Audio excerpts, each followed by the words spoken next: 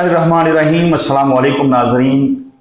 आज जैसा कि आप लोग जानते हैं इस वक्त रात के 2:29 हो चुके हैं और मरूफ एस्ट्रोलॉजर, रिलीजियस स्कॉलर और बिजनेस कंसल्टेंट मोहम्मद उसामा अली साहब जो हैं वो हमारे साथ मौजूद हैं। बैठे थे, हमने वीडियो करनी थी, ज़ाहिर है जो हम यूजुअली नाजरीन के लिए कर रहे होते हैं, तो हमने कहा कि हम लाइव ही चले जाते हैं क्योंकि बहुत एक अजीबोगरीब सी सूरत हाल जो है इस वक्त इमर्ज होके आ रही है। अमृतसर, जलंधर, बटाला, इन 3 शहरों से जो खबरें आ रही हैं वो खबरें ये कह रही हैं कि वहाँ पे धमाकों की आवाज़ें सुनी गई हैं। किसी तौर अभी पाकिस्तान के इदारों की तरफ से हुकूमती सतह पर ना ही मीडिया पर इसकी किसी किस्म की कोई तस्दीक जो है वो अभी तक नहीं की गई, नहीं बताया गया। ज़ाहिर है अगर कुछ होता तो वो आके बता दिया जाता, अभी तक ऑफिशियली कुछ नहीं बताया गया। अगर कोई एक्टिविटी हुई है तो ज़ाहिर है आने वाले वक्त में उससे मुतालिक बताया जाएगा, चीज़ें सामने आ जाएंगी। बहरहाल इंडिया के अंदर बहुत ज़्यादा पैनिक है, इतना पैनिक है कि रात में अमूमन हम जब अगर कभी बाहर लेटें तो हम देखते हैं आसमान की तरफ, तो हमें छोटे छोटे वो सितारे सितारे वो मूव करते हुए दिखाई दे रहे होते हैं। ज़ाहिर है वो सैटेलाइट्स ऊपर मूव कर रही होती हैं, समटाइम्स उनसे रिफ्लेक्ट होकर रोशनी आती है, उसकी मल्टीपल रीजंस होती हैं। लेकिन आज अगर इस तरह की कोई सिचुएशन वहां पे होती है तो भारतीय जो हैं वो छुपने, भागने, दौड़ने की कोशिश करते हैं। उनको लगता है कि शायद पाकिस्तान से कोई हमला हो गया है, शायद कोई मिसाइल फायर हो गया है। अभी भी कुछ चैनल्स को जब हम मॉनिटर कर रहे थे भारतीय, तो वहां से जो नक्शा एक खींचा जा रहा है स्क्रीनों के ऊपर वो यही है कि धमाके हो गए, अफरा तफरी है, लोग घरों से बाहर निकल आए हैं, लोग छुप रहे हैं। और फिर खुद ही भारतीय सरकार ने भारत के मुख्तलिफ शहरों के अंदर आज रात से स्टार्ट किए ऐलानात और मुख्तलिफ शहरों की बत्तियां जो हैं वो बंद करवाई गई, रोशनियां बंद करवाई गई। पाकिस्तान में भी ये चीज़ देखने में आई, बिलखसूस उन इलाकों में जो बॉर्डर के करीब हैं। वज़ीर-ए-आज़म पाकिस्तान, DGI-SPR सब बयान जो हैं वो आप लोग यकीनन जान रहे होंगे, नहीं जान रहे होंगे तो आपको बताए चले जाते हैं कि पाकिस्तान में भारतीय मिसाइल हमलों से शहीद होने वालों की तादाद जो है वो 31 हो गई थी, 57 जो हैं वो जख्मी थे। मकबूजा कश्मीर जो इंडियन ऑक्युपाइड कश्मीर है वहां पर बहुत सी चौकियां जो है वो पाक फौज ने ना सिर्फ तबाह की हैं बल्कि फतह भी की हैं। ये खबरें जो हैं आज रात जब शुरू हुई है उस वक्त आना शुरू हो गई थी। पीछे हटने पे मजबूर किया है भारतीय फोर्सेस को, बहुत सारी चौकियों पे कब्जा किया है। मकबूजा कश्मीर के इलाके जो हैं कुछ वो पाकिस्तान के कंट्रोल में आए हैं, ऐसी खबरें जो हैं वो आ रही थी।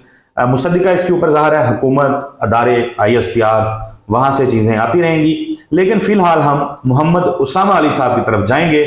उसामा साहब ने जो हमें देखने वाले हैं रेगुलर नाजरीन 6 महीने कबल से कहते आ रहे हैं, इस साल के शुरू में भी पेश गोइयाँ की, फरवरी के अंदर, मार्च के अंदर भी पेश गोइयाँ की, और जब ये महीना शुरू हो रहा था, ये जब पहलगाम का वाक़या हुआ 22 अप्रैल को, उससे पहले पेश गोइयाँ की थी। और उसके बाद भी उन्होंने बताया था कि 6, 7, 8 ये जंग के लिए बड़े खतरनाक दिन हो सकते हैं। उसकी रीज़न ये बताई थी कि जंग जो है लंबी जाएगी। इन्होंने बार बार कहा था कि ये जंग जो शुरू होगी, ये जो इन अयाम के अंदर शुरू हो गई अगर, तो ये इतनी आसानी से थमेगी नहीं। तो मैंने काफ़ी बोल लिया है, उसामा साहब को मज़ीद इंतज़ार नहीं करवाते। उसामा साहब सर क्या देख रहे हैं, क्या प्रेडिक्ट कर रहे हैं? अभी से पहला तो ये आंसर कर दीजिए जी, क्या बता रहे हैं सितारे? अब आपने ही बोलना है ज़ाहिर जी। बहुत शुक्रिया। बिस्मिल्लाहिर्रहमानिर्रहीम, अल्हम्दुलिल्लाह रब्बिल आलमीन, अल्लाहुम्मा सल्लि अला मुहम्मद व आले मुहम्मद, ला हौला वला कुव्वता इल्ला बिल्लाहिल अलिय्युल अज़ीम। देखें, ये जो सूरत हाल बन रही है, बेसिकली ये 18 मई की जो एस्ट्रोलॉजिकल जो चेंज आ रहा है प्लानिटरी, उसकी जैसे कहते हैं पेशबंदी नक्शा बन रहा है, जिसमें हमने बड़ा वाज़े किया था कि ये काफ़ी हुकूमती लेवल्स पे इंडिया पाकिस्तान में तब्दीलियां लेके आएगा। दोनों के मतलब समझ लें कि विद इन द कंट्री काफ़ी टर्मोइल्स को जन्म देगा। और अब शायद ये कहना बहुत आसान है मेरे लिए इस वक्त में कि इंडिया इस इवेंट के बाद से अपने जो वो कश्मीर को अपना करने का जो ख्वाब देख रहा था वो शायद अब शर्मिंदा ताबीर ना हो सके, बल्कि इसके नतीजे में ये हो कि उसकी काफ़ी स्टेट्स अपनी मूवमेंट्स शुरू हो सकती हैं, विद इन द इंडिया काफ़ी अनरेस्ट आ सकता है। और इंडियन अपनी जो हाई कमांड है उसमें काफ़ी तब्दीलियाँ वाक़ई हुई 18 मई के बाद। और ये जंग जो ज़ाहिर बात है मैं बहुत अरसे से सेंस कर रहा था इसको, और आपने देखा कि शायद ही कुछ लोग होंगे बड़े बस मखसूस मेरे फैंस या फॉलोअर्स इसको भी मान रहे थे या सेंस कर रहे थे, लेकिन ओवरऑल लोग इसको डिनाइल में डाल रहे थे, बल्कि वो सर्जिकल स्ट्राइक टाइप कुछ एक्सपेक्ट कर रहे थे जी इतना होगा। लेकिन ये आपने देखा कि 24 अटैक होना, 24 की तादाद में जो कंफर्म्ड हुए, उसके बाद इतनी अतराफ से। और जब भी आपने प्रोग्राम किया आपको याद है आप कहते थे जबकि बॉर्डर हॉट होंगे तो मैं कहता था दोनों साइड हॉट होंगी। उस वक्त क्योंकि अफ़गानिस्तान सब समझते थे कि ऑलरेडी हॉट है तो हम शायद इंडिया की तरफ नहीं जाएंगे, लेकिन आपको याद हो मैं कहता था कि नहीं, मैं दोनों बॉर्डर्स हॉट देखता हूँ, और वो हो गया। अच्छा, अब भी जो एक्चुअल लोगों को प्रॉब्लम आ रही है वो इस मीडिया की है, क्योंकि इस पे आपको पता है कि फेक स्टोरीज, फेक इंफॉर्मेशन, यही वो जैसे कहते हैं दजाल का हथियार है जिसमें क्लैरिटी नहीं आने देता। बेशक खबर बहुत जल्दी आती है, लेकिन उसके बावजूद एक फीलिंग ऑफ डिनाइल में भी लोग जा रहे हैं कि नहीं होगा नहीं होगा काइंड ऑफ, और हुआ चला जा रहा है। फौजें लग गई, ड्रिल शुरू हो गई, हमारे दोनों साइड्स पे जैसे कहते हैं कि फायरिंग शुरू हो गई। और जंगों में क्या हुआ करता है, मतलब आई डोंट नो कि इससे ज़्यादा जंग में क्या ऐसी चीज़ होती है कि जिसको आप जंग कहते हैं। और डेफिनेटली अब जब हम ये इस टाइम लाइव हैं तो आप लोगों के हिसाब से आप लोगों के पास इसकी क्लैरिटी नहीं है इस वक्त, क्योंकि आप लोगों को बावसूख ज़राए से कुछ क्योंकि नहीं पता चल रहा। लेकिन मेरे हिसाब से अगर 7 को हुआ तो ये अभी 8 है, तो डेफिनेटली इंडिया के हस्पताल जो है वो भर सकते हैं, इंडियन हॉस्पिटल्स में इमरजेंसी लगेगी। ये सुबह तक आप लोगों को काफ़ी हद तक चांसेस हैं कि ये बात आप लोगों को दूसरे तीसरे मीडिया से पता चले। लेकिन यहाँ एक और प्रॉब्लम है, दोनों ममालिक इंटरनेशनल कम्युनिटी की आंखों में धूल झोंकते हुए चाह रहे हैं कि हम लोग अपनी जो ये जो भी जोर आजमाई है इस अंदाज से करें कि अपनी जो सिफारती हैसियत है दुनिया की आंख में उसको भी बचाने की कोशिश में रहेंगे दोनों। तो ये ज़्यादातर चांसेस रहेंगे कि जो हकीकत है, जो एक्चुअल डेथ ट्रोल हो या एक्चुअल जो अटैक और जो एक्चुअल चीज़ें हैं वो आप तक ना पहुंच पाएँ। जैसे कि इंडिया में मैंने आपको याद है कहा था कि मीडिया पे वो पाबंदी लगा देंगे, और फिर देखा उन्होंने किस तरीके से पाकिस्तानी मेजर जो लोग जा रहे थे उनके टीवी चैनल्स पे उनको भी रोका, और इसी तरीके से उनके अपने भी जो इंडियन कई ऐसे लाइन जो न्यूट्रल लाइन टो कर रहे थे, लाइक कि जी ये पहलगाम हो कैसे गया, पहले तो सिक्योरिटी क्वेश्चंस किए जाने चाहिए। तो जब कोई सिक्योरिटी क्वेश्चंस वाला चैनल या एंकर होता था उसको भी क्लोज डाउन किया गया इंडिया में, कि वो ये बात नहीं कर सकता कि सबसे पहले तो सिक्योरिटी फेलियर की उस टॉपिक पे आए, उसके बाद अगला इल्ज़ाम जिधर जाता है उधर लेके जाएं। तो इसलिए मैं समझता हूँ कि इस टाइम इंडियन मीडिया उस तरीके से पिक्चर को दिखाने में नाकाम रहेगा, जिस वजह से ये एम्बिग्यूटी ऐसे ही रहेगी, ये जंग यूं ही चलेगी, इसने इसी तरीके से अपनी करवटें लेना है। हर रोज़ आप लोगों को लगेगा कि बस आज अभी तक कुछ नहीं हुआ, कुछ नहीं हुआ। उसामा साहब एक देखिए, इसमें 1 मिनट के लिए मैं न्यूट्रल हो जाता हूँ मैं भूल जाता हूँ 1 मिनट के लिए कि मैं कोई पाकिस्तानी शहरी नहीं हूँ, और ज़ाहिर है ऑन मेरिट हम इसको देखते हैं। पहलगाम के अंदर वाकया होता है, पाकिस्तान उस वाकये की मजम्मत करता है, पाकिस्तान कहता है कि मुझे सबूत दो, हमें सबूत दो, अगर आपको लगता है तो दुनिया को सबूत दिखाओ। कोई सबूत भारत नहीं दिखा पाता। वहां कितने लोग आए, कहां से आए, किस रास्ते से आए? 7 लाख भारतीय फौज वहां मौजूद थी। वो पाकिस्तान से 200 किलोमीटर अंदर अगर पाकिस्तान से फर्ज करें लोग गए थे, तो इतने यूनिट्स, इतनी जो लेयर्स थी सिक्योरिटी की, वो कैसे ब्रीच हो गई? किसी को नहीं पता। खुद कांग्रेस कह रही है, खुद कश्मीर के साबिक गवर्नर ने कहा कि नरेंद्र मोदी को पता था कि पहलगाम होना है, और भारत ने यह खुद करवाया सियासी गेम के लिए। मैं उसको भी छोड़ देता हूं। कल जिस रोज पाकिस्तान पर मिसाइल दागे गए, सिविलियंस को और मसाजिद को निशाना बनाया गया, उस रोज की यह खबर जो भारत की NIA, वहां की जो इन्वेस्टिगेशन एजेंसी अथॉरिटी है, नेशनल इन्वेस्टिगेशन अथॉरिटी, उसने कल अपने शहरियों को कहा कि जो जो लोग पहलगाम में मौजूद थे जो जो लोग वहां पर मौजूद थे, जिन्होंने वीडियोस बनाई हैं, वो हमें दें ताकि हम तहकीकात कर सकें, जान सकें कि वो कौन थे जिन्होंने वहां पे आके दहशतगर्दी का वाकया किया। मैं भी कहता हूं, पाकिस्तान में बैठा हुआ कहता हूं कि वो वाकया जो है वो अफसोसनाक था, वो ऐसा नहीं होना चाहिए था। आम शहरी, सिविलियंस, टूरिस्ट मकाम पर आए हुए, उनका कत्लेआम नहीं होना चाहिए था। दहशतगर्दी के ऊपर पाकिस्तान ने जितनी कुर्बानी दी है, इतनी दुनिया के किसी और मुल्क ने नहीं दी।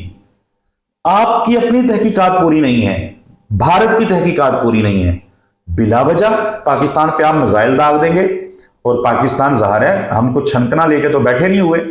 पाकिस्तान पे अगर भारत ने मिसाइल दागा है तो उसको जवाब मिलना है। और कल रात जो जवाब मिला है वो राफेल, जो दुनिया का जदीद तरीन त्यारा है, जदीद तरीन जंगी जहाज है, उस राफेल के इंटरनेशनल स्टॉक मार्केट के अंदर शेयर्स गिर गए। भारत ने मुंह काला करवाया फ्रांस का और उनकी टेक्नोलॉजी का। ये तो देखें, ये तो मैं समझता हूँ कि मैक्रोन पे डालें, उसकी बदकिस्मती है कि अभी ऑर्डर लिया था उसने जो 2028 में डिलीवर करना था, और मेरा ख्याल है ज़ाती कि इनकी बाइंग कैपेसिटी ही हिट हो जाएगी 2028 तक इंडिया की। और इंडिया की अब मैक्रोन को पूछना होगा कि कौन सी रियासत को चाहिए मिसाइल जो है, वो कौन सी रियासत असल में अब हमसे बाई की करेगी। क्योंकि 2028 तक जिस तरीके से मैं अमूमन ये इंडियन एस्ट्रोलॉजर्स को लोग भेज रहे होते हैं, उनके कमेंट्स और वीडियो, तो वो अपने मुल्क के बारे में प्रेडिक्शंस करने में थोड़ा सा, जैसे कहते हैं, इल्मी ख़यानत का मुजाहिरा कर रहे हैं, जबकि उनको बड़े अच्छे से पता है कि अगर वो पाकिस्तान के टुकड़ों की बात करते हैं तो उससे पहले इंडिया के टुकड़े होंगे। और इंडिया का वज़न ज़्यादा है, इंडिया के अंदर जो जैसे कहते हैं कौमें भी ज़्यादा हैं, उनके इश्यूज भी ज़्यादा हैं, उनके जैसे कहते हैं ना मसाइल भी ज़्यादा हैं पाकिस्तान की निस्बत। और इतने बड़े सूबों को एक इंटैक्ट रखना शायद अब मोदी के लिए जाते जाते मुश्किल होगा। और वो जो उसका अखंड भारत का जो ख्वाब था वो शायद उस तरीके से शर्मिंदा ताबीर ना हो पाए। क्योंकि इसमें आपको लॉजिकली मैं दे देता हूँ, जो आप लोग पेश भी कर सकते हैं, अगर कोई इंडियन एस्ट्रोलॉजर्स चाहें इस पे डिबेट करना, मोस्ट वेलकम। सीधी सी बात है कि टॉरस असेंडेंट है इंडिया, चौथे घर में उसके 18 मई को केतु आ रहा है। उसका मतलब बता दें कि केतु जिधर बैठेगा वहां डिसेंट्रलाइज करेगा या नहीं। 7 जून को मार्स उसके साथ आके बैठ जाएगा। 7 जून को फौजें, इंडियन आर्मी कंट्री में क्या करेगी, स्टेट्स के अंदर, होमलैंड सिक्योरिटी के अंदर वो क्या करेगी। इसका मतलब है बॉर्डर साइड तो छोड़ें, 7 जून के बाद इंडिया को अपने ही सूबों में फौजें लगानी पड़ेंगी, एक और उनके लिए मसाइल जन्म लेंगे। जब केतु मार्स दोनों चौथे घर में आए, होमलैंड सिक्योरिटी में आए, ये इंडिया के लिए खुद एक खतरे का। हमारे साथ लोग कमेंट्स भी कर रहे हैं, हम कमेंट्स को शामिल कर लेते हैं। करणवीर हैं, वो कह रहे हैं कि मैं गलबन उन्होंने अपना बताया था कि मैं दिल्ली से हूँ। अगेन वो मैसेज जो है ऊपर जा चुका है। यस, वो कहते हैं लव फ्रॉम इंडिया दिल्ली। वो कहते हैं सर ये फुल स्केल होगी, शायद हैदर जाफी साहब बोल रहे हैं कि ये वार प्रोलॉन्ग नहीं होगी। एनीवेज, उनका ओपिनियन, हैदर जाफी साहब बड़े काबिल इज़्ज़त हैं, बड़े मुअज़्ज़ज़ हैं, उनकी बड़ी ज़बरदस्त रीडिंग्स होती हैं बिलाशुबा। आपका ओपिनियन इस पर क्या है? देखिए, मैं वाहिद शायद उसमें होऊंगा पाकिस्तान में एस्ट्रोलॉजर जिसने बहुत पहले आप लोगों को, जब ये टाइम अभी आया भी नहीं था, उस वक्त भी कह दिया था, हमास अटैक पे मैंने कह दिया था कि ये खित्ते की जंग है, ये हमारे घर तक आनी है। उसके बाद अगर इसको टेक्निकली प्लानिटरी एस्पेक्ट से देखें तो ये जो 6 गिरी जो योग लगा था वो 29 मार्च को, सब ने उसको तो रीड किया जहां वो लगा पाइसिस में, लेकिन उसके सामने जो वर्गों में केतु था उसको नहीं रीड किया कि भाई ऐसा कभी नहीं हुआ कि सामने सारे प्लैनेट्स हों और उसके सामने केतु अकेला वहां प्लेस्ड हो और फिर उसकी जो रीडिंग्स थी वो कहाँ गई। प्लस ये नया साल था और नए साल के आगाज में नई दुनिया, नई बदलती मकाफात साइकिल पूरा कर रहा था सैटर्न, प्लूटो की अपनी रीडिंग्स थी। तो आप कुल मिला के जब हम देखते हैं तो मैं शायद इस पे बहुत ज़्यादा कन्विंस था कि जंग आ रही है और बड़ी आ रही है और इस तरीके की नहीं होगी। और जहाँ तक ये इन्होंने सवाल किया इंडिया से, देखिए आप, मेरा खुला चैलेंज है, आपके जितने भी आपके उधर हैं, आप उनको ये मेरा क्लिप भेज सकते हैं कि टॉरस असेंडेंट में चौथे घर में केतु का जाने का क्या मतलब है। वेद खोल लें, खुद ही समझ आ जाएगी। आप लोगों के तो अपने ही, वो जैसे कहते हैं उसमें इसका डाटा बैंक बहुत अच्छा है, ये नहीं बता पा रहे। डेफिनेटली उनके अपने होमलैंड सिक्योरिटी के इश्यूज हैं कि इंडिया में बैठ के कैसे वो ये प्रेडिक्शन देंगे। लेकिन मैं समझता हूँ कि अगर ट्रू एस्ट्रोलॉजी से कोई सिंसियरली अपने इल्म का इजहार करे तो वो कौमी खिदमत होती है। वक्त से पहले आगाह करना हमारा काम होता है, वक्त से पहले नक्शे बताना हमारा काम होता है। हमें इस चीज़ से नहीं घबराना होता कि जो प्रेडिक्शन हम दे रहे हैं, पहली बात यह है कि उसके कंसिक्वेंसेस हमारी ज़ाती ज़िंदगी में क्या। बलूचिस्तान का इस तरीके का अभी कोई सीन नहीं है जो करंट सिनेरियो बिल्ड हो गया, क्योंकि ये अमूमन इंडियन नैरेटिव है बेसिकली कि कश्मीर के ज़रिए ही सड़क जाती है अमन की बलूचिस्तान को। तो जब कश्मीर उबल ही गया तो फिर तो अब वो कहानी ख़त्म हो गई। तो बॉयल इसलिए हुआ है कि आप बलूचिस्तान में इंसर्जेंसीज जो कर रहे थे उसकी रिटेलिएशन, और आप एक पुरानी वीडियो में जाके देखें, इसी हमारे जो लास्ट 2-3 वीडियोस में होगी, जिसमें मैंने आपको बताया था कि पाकिस्तान ने पहले ही जो बांग्लादेश में स्ट्रेटजी थी वो अपने पत्ते शतरंज के आगे कर दिए थे। चाइना ऑलरेडी बांग्लादेश पे हाथ रख चुका था और इंडिया को उस साइड से घेरा जा चुका था। अब तो सिर्फ ये है कि हर गुजरता दिन जो आ रहा है वो ये जो गुत्थम गुत्था की जो सूरत हाल है दोनों साइड से, हम तो ऑलरेडी फेस कर रहे थे इंडियन इंसर्जेंसीज जो बलूचिस्तान में, अब उसका खुल के जवाब देने का मौका आया। और उल्टा ये जो कश्मीर दे के जाने की मोदी के ख्वाब थे ना कि मैं कश्मीर लेके दे के जाऊंगा, बेसिकली इस ख्वाब ने मसला डाला है। इसमें भी मैं एक अर्ज कर दूं कि Trump moon scorpion, Modi moon scorpion. अब इंडियन एस्ट्रोलॉजी शायद कमर दर अकरब को उस तरीके से नहीं समझती जिस तरह से इस्लामी तौर पे हम लोग कमर दर अकरब को अपनी जो अहले बैत की रिवायात के मुताबिक या उनकी जो दी गई टीचिंग्स के मुताबिक समझते हैं। अब आप टेक्निकली चेक करें कि मून अंडर स्कॉर्पियंस में, हाँ इसमें एक मैं रिसर्च जो अपनी मेरी रीडिंग है वो नहीं दूंगा इंशाल्लाह, एस्ट्रोलॉजिकल वर्ल्ड को कह लें, वो ये है कि जो स्कॉर्पियन हाउस में मून का होना 12 महीने बराबर इफेक्ट नहीं करता। सर्दियों के जो दिनों के जो आपके कोल्ड डेज के मून स्कॉर्पियंस में जब जाता है वो ज़्यादा डार्क होता है। मतलब आप लोग, अभी एप्स भी बनी हुई हैं जिसमें मून प्लेसमेंट्स होती हैं, तो वो मून स्कॉर्पियन ज़्यादा अफेक्ट करता है जो सर्दियों का होता है। अब ये जो मोदी और जो ट्रंप का जो ये सिमिलैरिटी है, आप सिर्फ उठाएं कि ट्रंप ने भी सेम टाइम पे पूरी दुनिया को उंगली दे ली, कामयाबी अभी तक नहीं कहीं से मिली। इसी तरीके से same as it is Modi भी जो छेड़ रहा है, जो दही फैला रहा है या रायता, ये इसके गले पड़ेगा और ये जो है इसको समेट नहीं पाएगा। देखें ये अभी चाइना जो है बड़ा भांप के इसमें कदम रखेगा, क्योंकि चाइना को बेसिकली ट्रैप करने की ये मैदान हो सकता है, क्योंकि अमेरिका के पास अभी तक चाइना को टेबल पे लाने की कोई रीज़न नहीं मौजूद। ट्रंप बड़ी कोशिश कर रहा है, इवन ट्रंप को फेक न्यूज़ देनी पड़ रही हैं कि जी मेरी आज बात हुई कल हुई, जबकि चाइना डिनाइल में डाल रहा है कि हमारी कोई बात नहीं चल रही। तो जो ट्रंप का फेलियर है, जो चाइना की इस टाइम इस्तेकाम है अपनी स्ट्रेटजीज में या पॉलिसीज में, वो ट्रंप के लिए बड़ा जैसे कहते हैं सुबकी का बायस बन रहा है।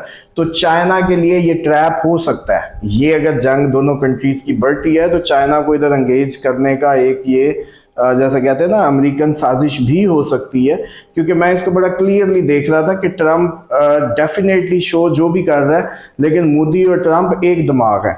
और मोदी इस टाइम इंडियंस को ये समझना चाहिए कि मोदी सिर्फ और सिर्फ अमेरिकन जो समझ लें कि उनको राज़ी करने के लिए ये किसी हद तक भी जा रहा है और पूरा मुल्क खतरे में डाल रहा है। और सबसे जो गलत हरकत ये है वो मुस्लिम हिंदू फसाद को हवा देना है इसका।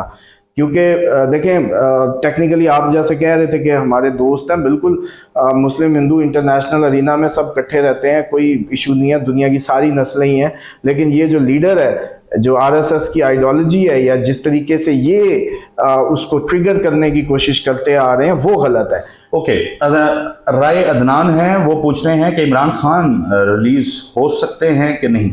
देखिए आपको याद होगा 7 और 18 मई लास्ट अपडेटेड जो रीडिंग थी इमरान खान की हमने दी थी।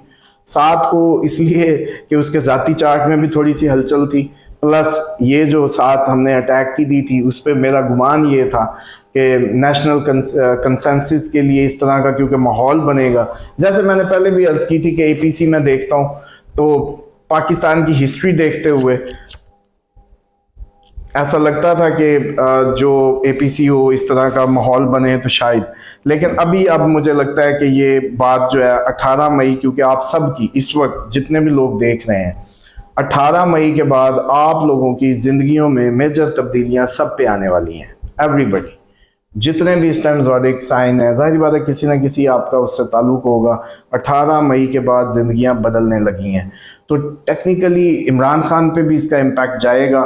और उस वक्त तक क्योंकि इंडिया पाकिस्तान मामला काफ़ी जैसे कहते हैं कि शिद्दत इख्तियार कर चुका होगा, ऐसे चांसेस नज़र आते हैं, तो उस वक्त कहा जा सकता है कि फिर ये जो 18 मई है वो अगेन इमरान खान की भी ज़िंदगी में कोई तब्दीली ले आए, तो कुछ कहा नहीं जा सकता। रहमान सैफुर हुसैन अली हैं, ये कहते हैं कि हेलो सर, सऊदी अरब से क्या असम में कुछ होगा?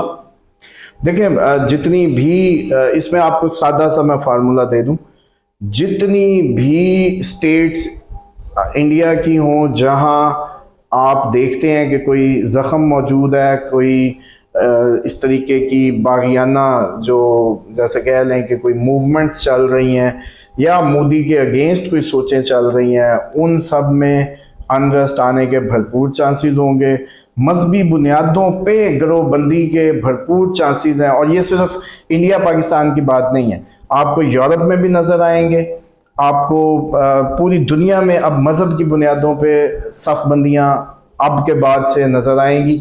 और बल्कि लोग मजहबी तौर पे अपने अपने मज़ाहिब को दोबारा से री इन्वेंट करेंगे, दोबारा से खोजेंगे, मजहबी फ़िलासफ़ीज़ को समझने की कोशिश करेंगे।